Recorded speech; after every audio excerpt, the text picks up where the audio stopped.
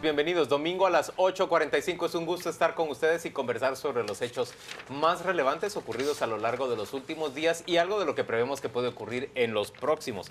Estamos, por supuesto, ya a mitad del proceso electoral. Hay mucho de qué hablar. Estamos también a mitad de un proceso de crisis del gobierno de la República. Otto Pérez Molina está concluyendo su mandato como el presidente más debilitado de prácticamente toda la era democrática. Bienvenida, doña Carmen Ortiz. ¿Cómo está usted? Muy bien, muchas gracias, Juan Luis. ¿Tú ¿Contenta? qué tal? ¿Todo bien? Muy bien, todo muy bien del fin de semana. Bien, muchas gracias. Pablo Hurtado viene hoy vestida como la bandera del partido de Avanzada Ya Nacional. sabía que iba a decir mejor, digámoslo de una vez, no tiene nada que ver con el pan. Es que como ha salido tan mal en las encuestas que vamos a presentar, ha dicho para si le damos un están haciendo propaganda subliminal.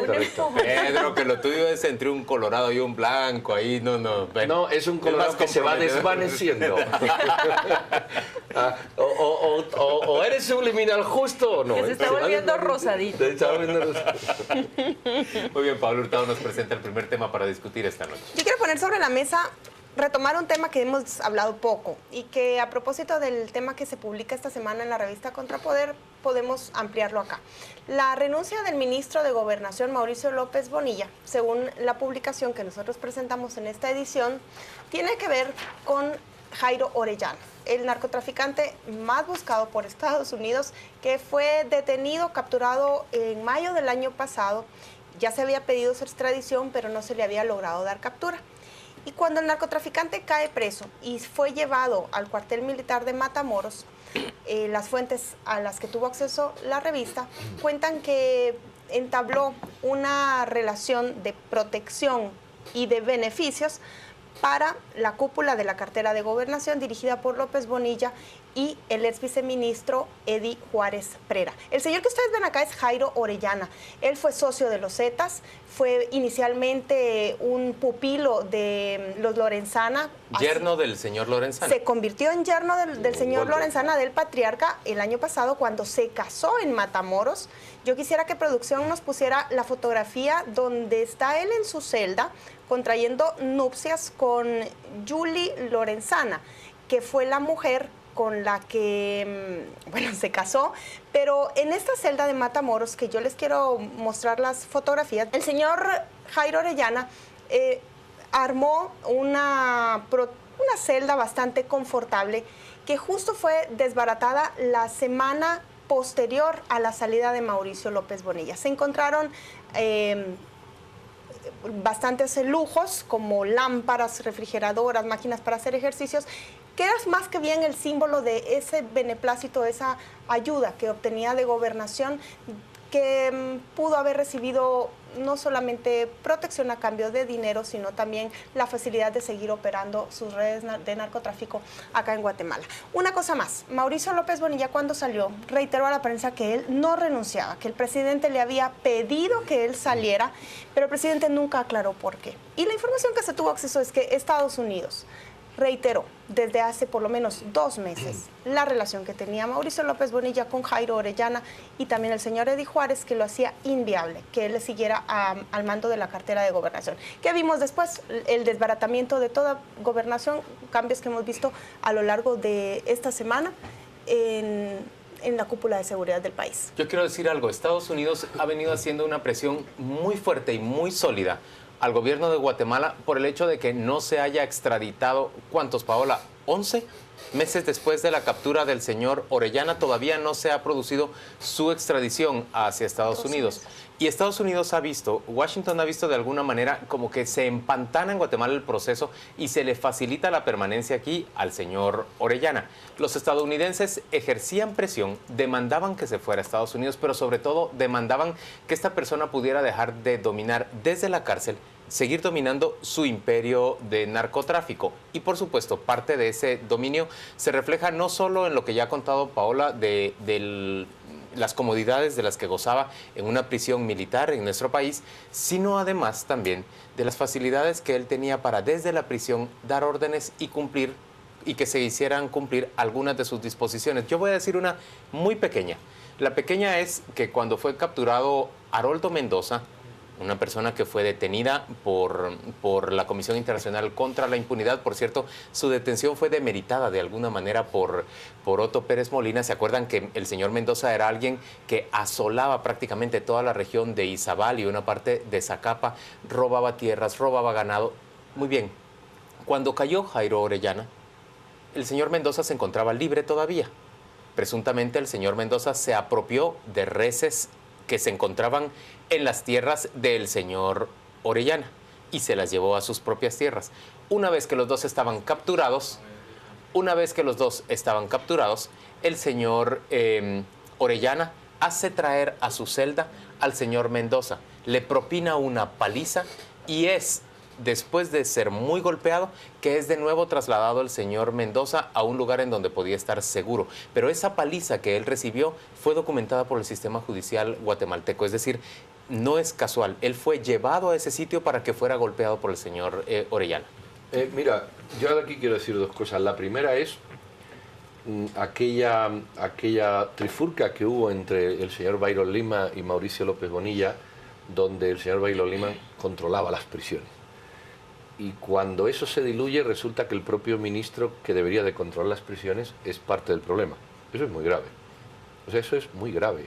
Que un ministro de Gobernación muy cuestionado en muchas cosas, porque aquí estamos focalizados en una, pero podemos saltar 700 más, entre ellas el tema del señor Byron Lima. Permita esto, porque esto es, o sea, no es anecdótico, no es el hecho de la paliza. Que un sistema judicial tenga recluido a dos convictos o a dos acusados o penados y haya autorización o consentimiento desde la cúpula del Ministerio de Gobernación para que un señor vaya a otro sitio a que medio lo maten. Eso solo te habla del inmenso poder que tiene uno de los dos. Y ese poder solo puede tenerlo que intermedió para llevar al hombre ahí. A partir de una negociación, por eso te digo, eso es de cárcel inmediata, eso ni siquiera es de proceso. Y no hay abierto proceso, que yo sepa.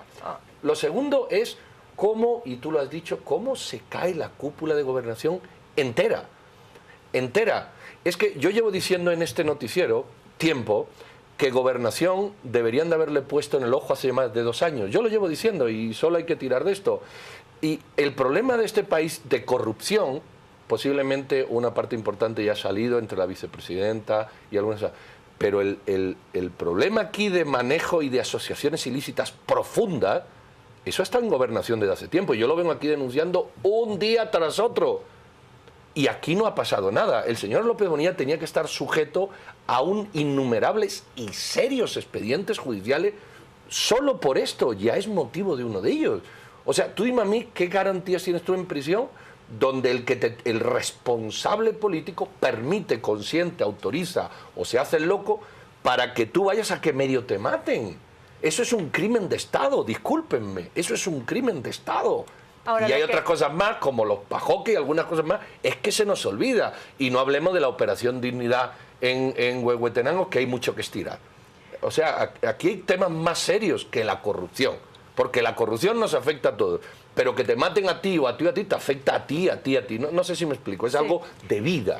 Lo que a mí me ha llamado la atención es que prácticamente el exministro de Gobernación, López Bonilla, ha desaparecido completamente del mapa. Es decir, dejó el cargo y ya no se volvió a saber absolutamente nada de él. Pero sí es necesario admitir que para esta nota ha hablado y está dispuesto a hablar y a responder las preguntas. Y el tema que me llama también la atención es el rol que asume la quinta viceministra de Gobernación, porque ella también... era responsable justamente del tema del narcotráfico, sí. Con lo cual yo creo que hay cierto nivel de responsabilidad también, ¿no les parece? De que justamente hasta ahora, en la recta final del gobierno, se dé a conocer toda esta información, o salga a la luz toda esta información, y ella entonces, ¿en qué está?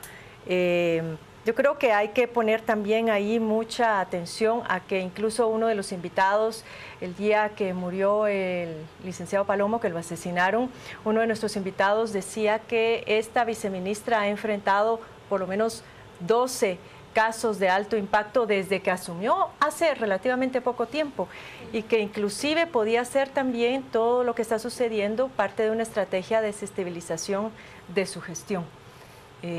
Habrá que mantenerse observando la situación para ver finalmente si esto es y con qué propósito podría estar siendo A mí impulsado. me parece grave que un exministro de Seguridad deje el cargo. Yo creo que sí se le ha visto, Carmen, aunque no ha sido público. A mí me dicen que Mauricio sí siguió llegando posterior a su renuncia al Ministerio de Gobernación como para transferir toda la administración.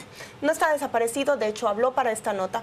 Él fue enfático en decir que el señor Brownfield, que es el subsecretario estadounidense para Asuntos Antinarcóticos, le felicitó por la captura de Jairo Orellana en mayo del año pasado y que tiene una excelente relación con él y que fue durante su gestión que se le captura y también que se crea ese viceministerio antinarcótico. Lo que pasa es que la felicitación es hace un año y fue este año cuando Estados Unidos presiona para que Mauricio se vaya de la cartera de gobernación.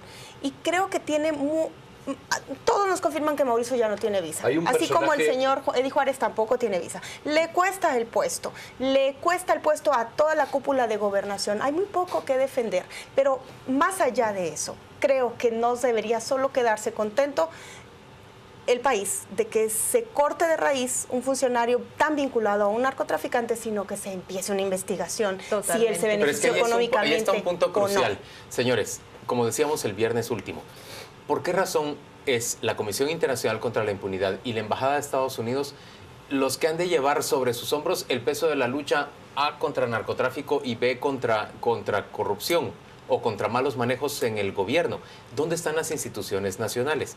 ¿Por qué el Ministerio Público no ha abierto un solo expediente respecto de múltiples casos? Pedro mencionaba la matanza en los Pajoques, pero por ejemplo la paliza del señor Mendoza, que fue documentada judicialmente, es decir, no es un asunto que pasó desapercibido. ¿Por qué el Ministerio Público ni se entera de esta clase de cosas? ¿Cuáles son las otras entidades nacionales que tendrían que estar? ¿Sabes que hay un personaje que se nos ha pasado? El secretario de Inteligencia Estratégica. También lo sacaron. Tú fíjate la red de información, inteligencia y seguridad que no ha quedado ni el gato. No ha quedado nadie, ni en policía, ni en migración, ni en presidio, ni en inteligencia, ni en gobernación. No ha quedado nadie. El secretario de Inteligencia ha pasado como si fuera una capa de barniz. Y fue un ministro de Defensa que pusieron en la Secretaría de Inteligencia y que lo sacan por 3/4 lo mismo. En teoría, en el marco de la inteligencia, la Secretaría de Inteligencia Estratégica es el vértice de la pirámide y el ente coordinador de los órganos de inteligencia. Y también se lo han quitado en medio. Ahora, yo no estoy tan segura que en el caso del Ministerio Público y otras instituciones no lo sepan. Es decir, la pregunta es por qué es que no actúan, porque yo creo que sí lo saben, por supuesto. Claro que lo saben, el tema está en que o no se actúa, porque efectivamente están siendo también pagados por estas redes, si están recibiendo algún tipo de beneficio, o la otra es el miedo, porque el miedo al final es la mejor estrategia de estos grupos criminales para mantener a la gente callada.